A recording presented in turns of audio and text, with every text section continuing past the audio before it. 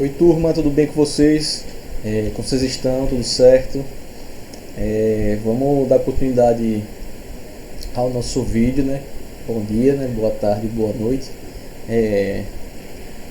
Vamos dar continuidade às nossas aulas. E hoje a gente vai dar uma recapitulada a partir da correção da atividade do livro, desculpa, da página 92 e 93. Então, se você ainda não fez essa atividade da página 92 e 93, pare o vídeo, pegue o livro, vá fazer essa atividade, responda ela todinha. E aí depois a gente comenta, vocês voltam pro vídeo, depois vocês responderem, você volta pro vídeo e vai corrigir junto comigo aqui as atividades, ver se vocês fizeram tudo certinho, se tem dúvidas, se não tem. Se tiver dúvida, envie as dúvidas ou pelo e-mail da plataforma, ou pelo meu e-mail que eu deixo no final do vídeo, ou pelo Instagram também, que eu também deixo no final do vídeo. Se vocês mandarem as perguntas pela plataforma do colégio, não se preocupe não, que na mesma hora que Luciano recebe, ele já me encaminha e eu já posso responder a vocês, certo? Mas também tem as outras formas que vocês também podem acessar. Vocês têm 3 maneiras diferentes que vocês podem tirar as dúvidas que vocês tiverem. Então não fiquem guardem suas dúvidas, não deixem de tirar as dúvidas e mande elas. Então, para quem já respondeu a página 92 e 93, vamos acompanhar comigo aqui a correção. Quem não terminou, por favor, encarecidamente, pare o vídeo e vá responder, porque é uma forma de vocês descobrirem se vocês entenderam certinho o assunto, se não tem dúvida, ou se vocês estão com dificuldade de alguma coisa. Então, à medida que vocês fazem o exercício, à medida que vocês assistem as videoaulas, leem os capítulos, as páginas dos livros que eu deixo linkado, faz as atividades do livro que eu faço, e ainda faz as atividades de PDF que eu deixo. Veja que as atividades de PDF vocês podem fazer aos poucos, certo? Não precisa fazer tudo de uma vez, né, no horário. Vocês podem fazer, vocês podem ir assistindo às outras videoaulas e complementando o conteúdo, certo? Então, as questões de PDF tem algumas que são mais complicadas, outras que são menos complicadas, mas outras questões mais elaboradas em PDF para vocês irem fazendo ao longo do tempo, certo? Mas também vocês podem mandar as dúvidas dos exercícios em PDF que eu estou deixando, que eu vou respondendo também, sem problema nenhum, beleza? Então vão deixando, vão mandando suas dúvidas que eu vou linkando elas, certo? Não tem problema nenhum. Então vamos lá aqui corrigir a atividade, vocês vão acompanhando aí e vendo se as respostas de vocês são mais ou menos parecidas. Se vocês responderem de uma forma e vocês acham que eu não trouxe aqui a resposta da mesma maneira, mas vocês acreditam que a resposta de vocês estão certa, vocês também podem mandar, dizendo, professor, naquela questão, na questão 4 da página 92, o senhor comentou assim, mas eu respondi dessa forma aqui, tá certo. Aí eu vou olhar e na mesma hora eu respondo a vocês, tá certinho, pode ser essa resposta também, não tem problema, certo? Mas não deixem de fazer e se vocês acharem necessário, mandar as dúvidas, comentários sobre os exercícios, certo? Para que mesmo que nessas aulas remotas, à distância, né, a gente consiga ficar com menos de dúvida possível, né? Não é a melhor forma de ter as aulas, né? A melhor forma é a presencial, que a gente vai tendo essa troca, esse feedback imediatamente, né? Mas é a maneira mais segura que a gente tem para fazer continuar nosso ano letivo, é essa por enquanto. Então vamos lá, peguem o material de vocês, vamos corrigir juntos essa atividade aqui. Você que não fez, para o vídeo, eu estou vendo, e vai fazer a atividade, certo? Depois você volta, não tem problema, beleza? Então vamos lá, né? Na primeira questão aqui, com base no que foi estudado neste capítulo, defina o que é saúde. Compare sua resposta com a dos colegas. Então não tem como você comparar, né? Então, como essa resposta ela é mais livre, né? Mas o que eu espero que vocês tenham respondido, né? Principalmente aquela visão mais integral da saúde, né? Não pode botar aquela resposta, né? Não cabe mais botar aquela resposta, a saúde é não estar doente, né? A gente viu que essa questão foi superada, que esse paradigma foi superado, então não tem por que a gente pensar em saúde dessa forma, né? Então vocês podem trazer aqueles conceitos do bem-estar mental, físico, emocional, daqueles aspectos de você ter um meio ambiente saudável, ter água encanada, ter uma moradia que lhe dê o mínimo de dignidade, né? tem acesso à educação sobre a saúde, né? Que mais? Ter acesso a alimentos de boa qualidade, ou seja, tem todos aqueles aspectos que envolvem a saúde, e aí vocês podem dar a resposta de vocês por esse caminho, certo? Mas a ideia é que vocês coloquem na resposta de vocês o conceito de saúde da forma o mais integral possível, certo? Não dá para ser aquele conceito mais antigo de saúde e ausência de doença. Esse aí a resposta não está certa, certo? Beleza? Então pense naqueles conceitos que a gente viu lá nas aulas passadas certinho e tente elaborar um pouco por esse caminho, certo? Vamos lá agora para a segunda questão. Entre os anos de 1918 e 1919, o pintor Edvard Munch adoeceu, provavelmente de gripe espanhola. Está falando muito também aí, né? Foi uma grande pandemia no início do século passado. Esse período da sua vida ficou registrado no autorretrato abaixo. Aí está o autorretrato dele lá com gripe espanhola, lá em 1919. Olho sobre tela. Entre 1917 e 1920, a gripe espanhola matou milhões de pessoas em todos os continentes. Tratou-se de um caso de epidemia? Não, né? Já até comentei a resposta antes.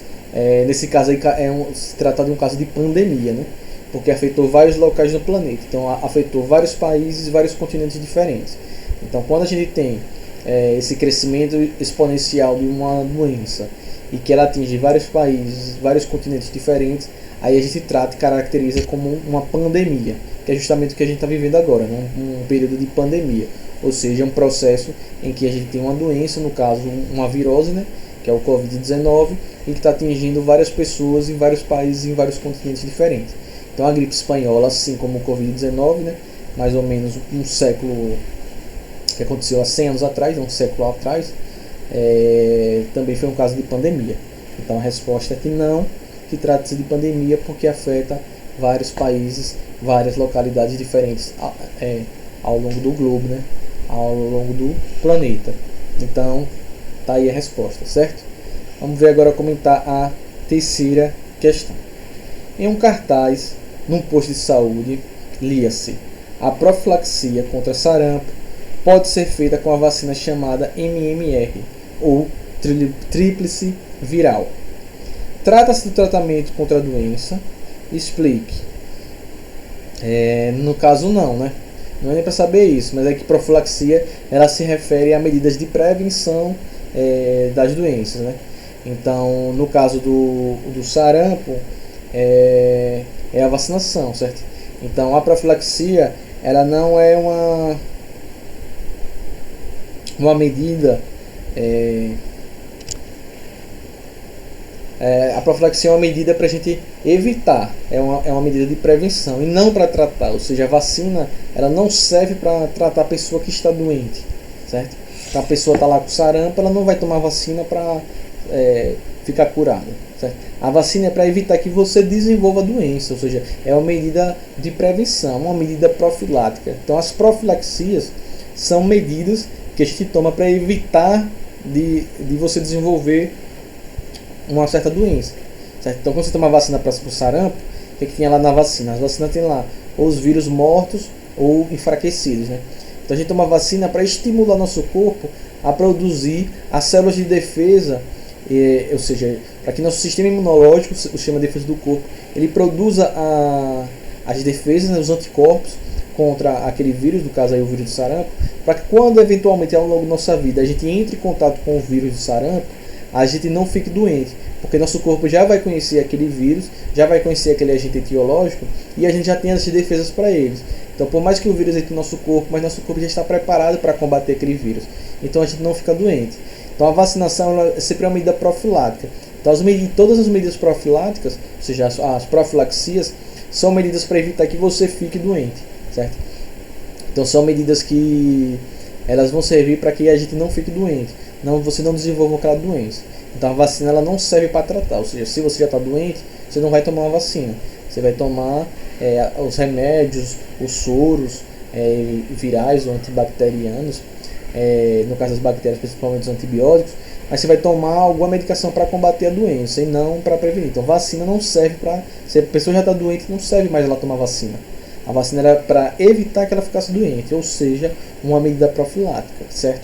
Então nessa questão aqui, a terceira questão, a resposta é que não, porque profilaxias elas referem-se a medidas para prevenção da doença, certo? Ou seja, para evitar que você fique doente. Então você não usa a vacina para tratar uma doença, beleza? Facinho, né? Vamos lá para a quarta questão. O que significa dizer que o boi pode ser hospedeiro intermediário e o ser humano o hospedeiro definitivo do verme parasita Taenia saginata? Nesse caso aí, vocês não precisam saber que parasita é ele, como é que ele funciona, né? Ele, na verdade, essa pergunta é sobre... A gente ainda vai ver essa doença, né, e esse parasita. Mas a pergunta aqui, ela está se referindo aos conceitos, né, de hospedeiro intermediário e de hospedeiro definitivo. Então, você não precisa necessariamente aí saber como é o ciclo de vida desse organismo. A gente vai estudar nas próximas aulas, né? Então ele quer saber o que é um hospedeiro intermediário e o que é um hospedeiro definitivo, certo? Então o que é que significa? Quando a gente diz que o boi é um hospedeiro intermediário, isso quer dizer o quê? Que o boi ele abriga o parasita, né, o verme parasita, em sua fase larval ou na fase que ele está realizando a reprodução do tipo assexuada, né? Então ele está na fase inicial daquele parasita. Então o boi é o hospedeiro intermediário porque ele, dentro do corpo do boi, a gente vai ter o parasita em seu estágio inicial, ou no seu estágio larval, ou no seu estágio em que ocorre a reprodução assexuada, certo? Já no ser humano, a gente diz que o ser humano é o hospedeiro definitivo desse parasita aí. Por quê? Porque no corpo do ser humano é que vai se desenvolver a fase adulta desse parasita, ou a fase ou o momento em que ele realiza a reprodução sexuada, certo? Então o boi é o hospedeiro intermediário porque no corpo do boi a gente vai encontrar a fase juvenil ou a fase inicial desse parasita, a fase larval, certo? Ou a fase em que ele realiza a reprodução do tipo assexuada. Então o boi é o hospedeiro intermediário porque nele se encontra a fase larval do parasita, certo? A fase juvenil. Ou mesmo a gente pode também afirmar que é onde ele tem a fase da reprodução assexuada. No ser humano, o ser humano ele vai se chamar de hospedeiro definitivo nesse caso aí, porque a fase madura, a fase adulta, né, a versão final desse organismo, ele vai se encontrar no ser humano. Ou você pode também dizer que o ser humano é o hospedeiro definitivo porque é nele que vai acontecer a reprodução sexuada desse organismo, certo? Então lembre que eu falei lá para vocês lá atrás que tem alguns organismos que eles sofrem metamorfose ao longo da vida deles, né? Então eles têm uma fase larval, juvenil, né, que é diferente da fase adulta, né? Esse parasita nesse caso é assim. Eu expliquei até porque no nosso caso a gente não tem metamorfose, né?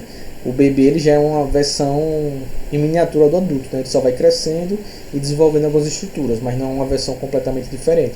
Como por exemplo, lá uma borboleta, a borboleta, a fase adulta, né? Ela voa lá das asinhas dela, e na fase juvenil dela ela é uma larva, né? Uma lagartinha. Ou seja, a lagarta e a borboleta são completamente diferentes. Então elas sofrem essa metamorfose. Então tem alguns parasitas, alguns vermes parasitas, que eles vão sofrer esse processo, certo? Essa transformação. Beleza?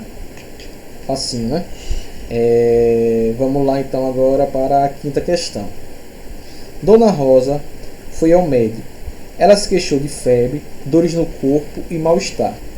Depois de algumas perguntas e exame clínico, o médico anunciou: é uma virose. Quem nunca passou por isso, né? E lhe receitou um remédio para febre e dor. Dona Rosa ela saiu desconfiada. Por que o médico não receitou um antibiótico? O que você diria, Dona Rosa, para esclarecer a conduta do médico? Então, o que a gente pode dizer aí para Dona Rosa? Pode dizer para Dona Rosa que o médico está certo, né? Já que ela tem uma virose, ele não poderia ter receitado antibióticos. Por quê? Porque viroses elas não são combatidas por antibióticos. Esse tipo de medicamento, o antibiótico, a gente já sabe que ele é utilizado para combater bacterioses, ou seja, para combater doenças que são causadas por bactérias, certo? Então não adianta a gente passar o médico passar para a Dona Rosa um antibiótico, porque antibióticos eles não fazem efeito sobre vírus. Então, no caso das viroses, ele tem que passar outro tipo de medicação, certo? Antibióticos são medicamentos que são utilizados exclusivamente para combater doenças causadas por bactérias. Se a doença não foi causada por uma bactéria, você não pode utilizar não se pode utilizar de antibióticos, certo? Então, antibiótico é só usado para combater bacterioses. Então, Dona Rosa saiu desconfiada aí, mas ela saiu desconfiada sem razão nenhuma, certo? O médico estava certo. Sexta questão. O gráfico a seguir compara a quantidade de anticorpos no organismo de duas pessoas durante certo período de tempo. Para cada uma delas foi utilizado um tipo de imunização diferente. Então está aqui olha, o gráfico, né? Então isso se refere à quantidade de anticorpos no organismo. Então o eixo Y, que é essa linha na vertical, é a quantidade de anticorpos. O eixo X, que é essa linha horizontal, é o tempo. Então o azulzinho lá, o A, ele segue um caminho, ele está... Como é que a gente lê isso aí? Ele no começo lá no tempo, lá próximo do eixo Y. Tem poucos anticorpos, com a medida do tempo foi aumentando a quantidade de anticorpos e depois subiu e se estabilizou, certo? E no B ele tinha lá muitos anticorpos, né? Estava lá em cima no começo, e aí com o passar do tempo essa quantidade de anticorpos foi diminuindo. Aí o que ele pergunta aqui? Analise o gráfico e indique qual pessoa recebeu o soro e qual recebeu a vacina. Justifica, ou seja, ele quer saber quem foi tratado, quem tomou vacina e quem tomou soro, se foi A ou B, certo? Então nesse caso aqui a pessoa B, a gente sabe que ela recebeu soro, porque ela, o que é que tem no soro? No soro já tem os anticorpos, certo? Então ele já dá aquela imunidade rápida, né? Então, e temporária, ou seja, você toma o soro, então quando você toma a injeção de soro vai ficar com muito anticorpo no seu corpo e depois essa quantidade vai diminuindo, certo? Que é o que aconteceu aí com a linha B, ó. No começo do tempo ele estava lá em cima com muitos anticorpos e o que aconteceu depois, esses anticorpos, a quantidade vai diminuindo, ou seja, é uma imunização temporária, né? E aí o soro a gente sabe que é utilizado para combater quando a pessoa já está doente, ou seja, para combater a doença quando a pessoa já está com aquela doença, aquele vírus ou aquela bactéria, certo? A pessoa A, ela recebeu vacina, né? A vacina ela confere, ou seja, ela dá uma imunidade lenta, mas é duradoura. Então a gente vai produzir, quando você toma a vacina, você vai começando a produzir os anticorpos aos poucos e depois você vai ficar com uma imunidade muito prolongada, né? Então, por exemplo, a gente veja aí no gráfico o A, ele no começo tem pouco anticorpo, e a quantidade de anticorpos vai subindo aos poucos até que se estabiliza lá em cima e dura por um certo tempo. Então é o contrário do soro. O soro você quando toma, você recebe muito anticorpos e essa quantidade vai diminuindo até que ela cessa, certo? E na vacina é o contrário, você está com pouco daquele anticorpo, a vacina vai estimular seu corpo a começar a produzir anticorpos aos poucos até estabilizar e você vai ter uma imunidade duradoura, né? Então o soro você toma um anticorpo para combater aquela doença naquele momento e depois aqueles anticorpos eles diminuem até desaparecer do seu corpo. Na vacina é o contrário. Você toma a vacina, seu corpo vai produzindo os anticorpos aos poucos até que você tenha uma imunidade prolongada, né? Então seu corpo sempre vai ter aqueles anticorpos sendo produzidos. Então nesse caso aí na sexta questão é isso. Então a letra B, a pessoa B aí no caso, ela recebeu o soro que dá uma imunidade rápida, mas temporária, ou seja, você fica com muitos anticorpos muito rápido, mas depois eles diminuem. E a pessoa aí toma a vacina, né, que você vai tendo um aumento gradual da quantidade de anticorpos, ou seja, um aumento lento, mas duradouro, ou seja, você fica imune durante mais tempo, certo? Então, ao longo do tempo, você vai ter mais imunidade. Facinho, né? Sétima questão. Vetores de doença são a mesma coisa que agentes etiológicos? Explique sua resposta. Não, né? Os vetores não são seres que provocam a doença. Os vetores são os organismos que transportam ou transmitem, né, os agentes causadores da doença. Esses agentes causadores da doença são os agentes etiológicos, né? Então o vetor ele é um organismo que transporta o causador da doença, né? Então a gente já viu lá, o Aedes aegypti ele é um vetor, ele não é ele que causa a doença. Quem causa a doença é o vírus da dengue, ou o vírus da zika, ou o vírus da chikungunya, né? Ele transmite esse vírus. Então ele é um vetor, ele transporta aquele vírus, mas não é ele que causa a doença. Quem causa a doença é o agente etiológico, que no caso da dengue é o vírus da dengue, certo? O Aedes aegypti é o vetor. Não é a picada do Aedes aegypti que lhe deixa doente.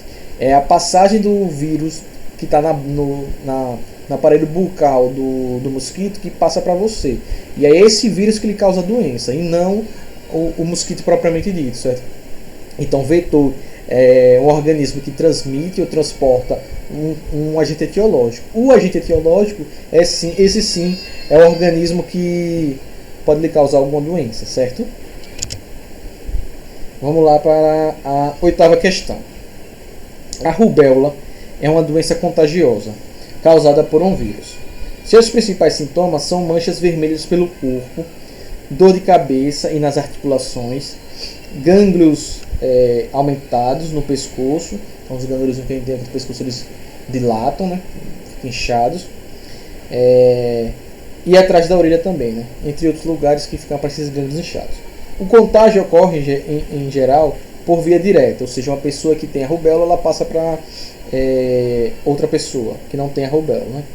Por meio das secreções expelidas pelo doente. Ao tossir, né? Então a saliva, secreções, né? Ao tossir, bem como com o processo de respiração, né? Então na respiração, essas pequenas gotículas, esse aerosol vai saindo, né? Por mais que ele não veja, a gente só vê quando a pessoa fala e voa o cuspe, né? Mas às vezes falando, respirando, essas secreções acabam sendo lançadas no ar, certo? Não há tratamento específico para a rubéola. Em caso de suspeita de contágio, a pessoa deve procurar orientação médica imediatamente. Hoje, a vacina contra essa doença deve ser dada em crianças aos 12 meses de vida, com reforço aos 4 anos ou até os 6 anos de idade. Então você toma a vacina, depois com 1 ano, né? E toma o reforço com 4, do 4 aos 6 anos você vai tomar outro reforço para ficar prevenido, né? A vacina também está disponível para mulheres da faixa etária de 12 a 49 anos e para homens de 12 a 39 anos. A rubéola congênita, aquela que é transmitida da mãe para o feto, então a mulher está grávida, pega a rubéola e passa para o feto. É a forma mais grave da doença, pois pode provocar surdez no bebê, né? No caso o feto, a pessoa vai nascer surda. Pode nascer surda, né? Pode também estar ligada a problemas visuais, né? Às vezes pode até cegueira, né? Cardíacos e neurológicos, no coração e no sistema nervoso da criança. Em especial quando ocorre no primeiro trimestre da gravidez. Então, nos primeiros 3 meses, se a mulher tiver esse contágio aí com o vírus da rubéola, é o mais perigoso, porque é nesse período que essas estruturas estão se formando, certo? Então, o olho, as estruturas do ouvido, o coração, né? Está iniciando um processo de formação ainda nesse começo. Então, se o vírus ataca nesse começo, ele pode dar esses probleminhas aí na criança, certo? Sobre isso, eu respondo a questão seguinte.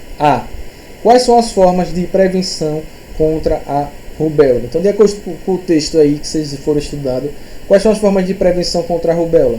Vacinar-se, né? E evitar contato com pessoas doentes. Então, essas são as 2 medidas profiláticas. Tomar vacina e evitar contato com alguém que esteja doente, certo? Então, essas são as 2 medidas principais. Vacinação e evitar contato com pessoas doentes. No caso, contaminadas aí infectadas, no caso, com o vírus da rubéola. B. Por que o uso de antibióticos não é indicado contra a rubéola? A gente já viu aí, a questão já está dizendo, rubéola é causada por um vírus, antibióticos são medicamentos que são utilizados para combater bacterioses, ou seja, doenças causadas por bactérias. Então nem adianta tomar uma medicação para um antibiótico para combater um vírus, porque não vai funcionar, né? O antibiótico ele só serve para combater doenças causadas por bactérias. Então, como a questão já está dizendo aí que rubéola é causada por um vírus, não vai servir de nada você utilizar antibióticos. Letra C. Porque a doença é especialmente grave quando acomete mulheres dos 3 primeiros meses de gravidez, porque pode causar danos ao desenvolvimento do feto, né? Então, o feto que está no desenvolvimento, principalmente nesses primeiros 3 meses, que ele está desenvolvendo ainda várias estruturas ao mesmo tempo, o olho, o ouvido, o cérebro, o coração, essas estruturas estão se desenvolvendo no feto. Então o vírus ele pode ser muito prejudicial para essa criança, para esse feto que está se desenvolvendo, né? Que vai ser essa futura criança, porque ele pode atrapalhar ou danificar esse processo de formação dessas estruturas. Então pode causar surdez, problemas cardíacos, cegueira, problemas neurológicos, certo? Então todos esses fatores são perigosos por esse motivo. Beleza? Então vamos lá para a nona questão. A gripe H1N1 é uma doença respiratória causada pelo vírus influenza, que provoca regularmente crises de gripe em porcos. Ocasionalmente, o vírus vence a barreira entre espécies e afeta seres humanos. Como eu tinha conversado com vocês, os vírus eles têm uma ação muito específica. Lembra que eu falei que eles atingem organismos e partes do corpo de forma muito específica. Eles não conseguem, nem todos os vírus não conseguem entrar no nosso corpo da mesma forma, e eles não atingem todas as células, eles não parasitam qualquer célula, as células específicas. Então tem muitos vírus que atingem animais, porcos, cachorros, gatos, que não nos atingem, certo? Aqueles vírus eles têm estruturas específicas para atacar as células daqueles animais, né? Mas tem alguns casos que isso acontece. A partir de processos de mutações e modificações dos vírus, eles conseguem vencer essa barreira entre espécies. Ou seja, um vírus que só atingia porcos começou a parasitar também as células de seres humanos, né? É isso que ele está falando que aconteceu nesse caso. Os principais sintomas da doença são aparecimento repentino de febre, dor de cabeça intensa, dores musculares e nas articulações, irritação nos olhos e fluxo nasal intenso, né? Fica saindo muito catarro no nariz. Letra A. Que nome genérico recebe as doenças provocadas por vírus, como a gripe H1N1? H1N1 é um vírus, o nome genérico que ela recebe é virose, né? Então todos os doenças causadas por vírus a gente chama de virose, certo? Então nesse caso aí a resposta é virose. Letra B. Por que os vírus provocam danos ao organismo? Porque eles são parasitas obrigatórios das células, né? Então eles precisam invadir a célula do seu corpo para eles se multiplicarem e eles destroem as nossas células, né? Então os vírus provocam dano ao organismo porque eles são parasitas obrigatórios das células dos seres vivos. Mas lembre lá que eu falei que ele está falando no caso da gente, mas lembre lá que eu falei de alguns vírus que necessariamente não chegam a causar uma doença ou de nada desse tipo, né? Como alguns vírus que atingem algumas plantas. C. Que característica de certos vírus dificulta a produção e a eficácia de vacinas? O fato de eles sofrerem mutações constantes, né? Então tem alguns vírus que eles têm uma alta taxa de mutação, ou seja, o material genético deles vai sempre se modificando.